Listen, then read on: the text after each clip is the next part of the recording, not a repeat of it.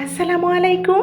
Ivy simple cooking চ্যানেলে আপনাদের সবাইকে স্বাগতম জানাচ্ছি ভিডিওটি দেখার জন্য।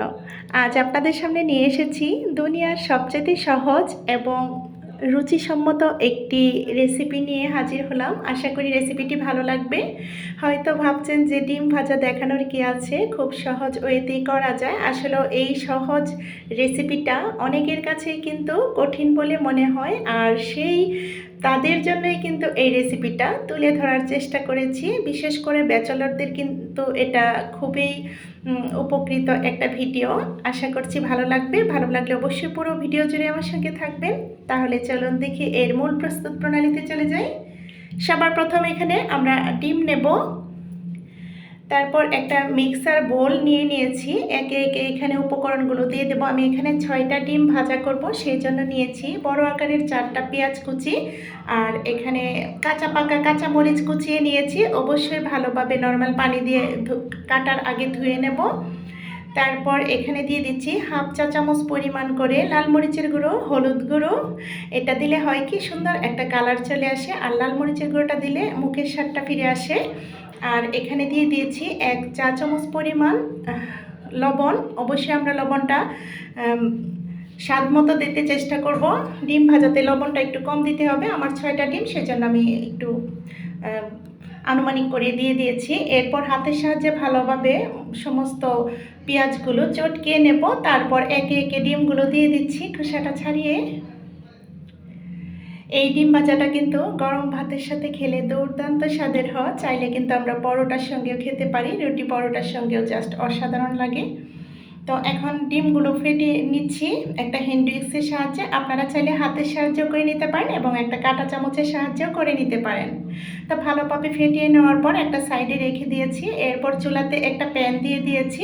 আপনারা চাইলে কিন্তু একটা লোহার গর্তযুক্ত কড়াইও নিতে পারেন। তো আমার একটু বেশি আকারের ডিম ছিল, সেই জন্য কিন্তু একটু ছাড়ানো একটা ফ্রাই প্যান নিয়েছি। এরপর এখানে দিয়ে দিলাম আন্দাজ মতো পরিমাণ মতো একটু তেল। যেহেতু এখানে ডিম ভাজিটা বেশি হবে, সেজন্য একটু সয়াবিন তেলটা বেশি দিয়েছি। তেলটা গরম হয়ে আসলে এখানে তেল দিলাম 4-5টা শুকনো মরিচ। ডিম ভাজার সঙ্গে শুকনো মরিচটা দিলে কিন্তু খুবই ভালো লাগে, খেতে খুব ভালো লাগে।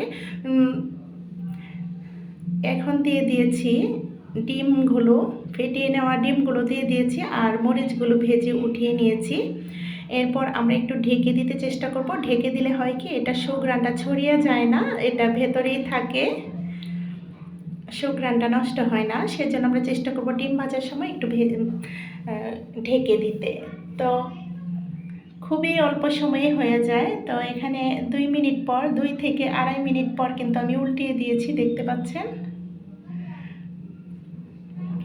উল্টানোর প্রসেসটা খুবই সাবধানতা অবলম্বন করতে হবে, যেহেতু বড় আকারে, সেজন্য আমি একটা প্লেটের সাহায্য নিয়েছি উল্টানোর জন্য। স্প্যাচুলা কিংবা খুন্তির সাহায্যে কিন্তু আমি এটা উল্টাতে পারিনি, তাই আমি প্লেটের সাহায্যে দেখতে পাচ্ছেন প্রসেসটা কিভাবে উল্টিয়ে নিয়েছি। তো উল্টিয়ে নেওয়ার পর আবারও 2 থেকে 2.5 মিনিট আমরা এটা ভেজে নেব ডিম ভাজাটা। তেলটা কিন্তু অনেকটাই ছেড়ে দিয়েছে। যখন ঠান্ডা হয়ে যায় তখন কিন্তু তেলটা অ্যাবসর্ব করে নিয়ে যায়, সেই জন্য আমরা চেষ্টা করব তেল থেকে ডিম ভাজাটা তাড়াতাড়ি সরিয়ে নিতে। তো আমি একটু দেখানোর চেষ্টা করছি বারবারই আপনাদেরকে নিচের অবস্থাটা কীরকম। তো আলহামদুলিল্লাহ ডিম ভাজাটা হয়ে গেছে। চুলার আগুন বন্ধ করে এখন আমি একটু সার্ভ করে দেখিয়ে দিচ্ছি। ছড়ানো একটা প্লেটে রেখে দিলাম, আর শুকনো মরিচগুলো উপরে ছড়িয়ে দিয়েছি গার্নিশিংয়ের জন্য। আর এই ডিম ভাজা রেসিপিটা রুটি পরোটা এবং গরম ভাতের সঙ্গে দুর্দান্ত হয়। এই ডিম ভাজা দিয়ে কিন্তু অল্প সময়ে আমরা আমাদের বিপদগুলো রক্ষা করতে পারি এবং অতিথি আপ্যায়নও করতে পারি, অনেকেই করে থাকি। তো এখন আমরা আসলে সদস্য সংখ্যা 6 জন। এখন আমি 6 পিস করে কেটে নিচ্ছি নাইফের সাহায্যে। অমলেট আকার করে নিয়েছি, আমরা চাইলে কিন্তু ঝুরি ভাজাও করে নিতে পারি। তো আমি একটু আস্তই রেখেছি, সেজন্যই কিন্তু আমি কেটে নিচ্ছি।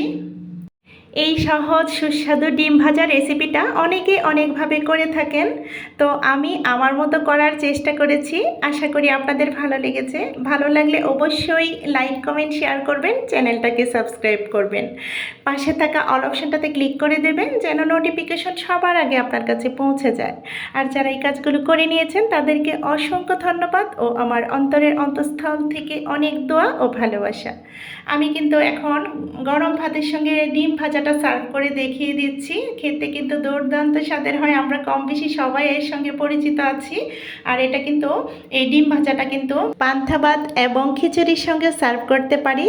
তো আগামী ভিডিও দেখার আমন্ত্রণ রেখে সবার সুস্বাস্থ্য কামনা করে আজকের মতো ভিডিওটা এখানেই শেষ করব।